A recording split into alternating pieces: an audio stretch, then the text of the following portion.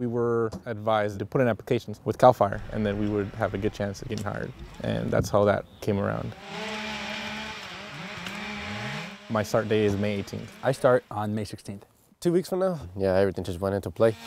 To see your crewmate apply for CAL FIRE and then actually get hired, it just comes to show it's possible. Anyone can do it. Our captains, they created this training program, the Academy, for us to get a CAL FIRE basic academy class. Go through those classes, and then pretty solid chance of you getting into a unit. Right now, most of us, we're pretty new, but come a couple months, at the end of the season, we're not going to be new, we're going to be experienced. Anybody could do it if you have the heart and passion. Once you've got your training and all the networking and the friends you've made, it's the best experience that you can have to transition from that youth and that young adult life into full career and full adult.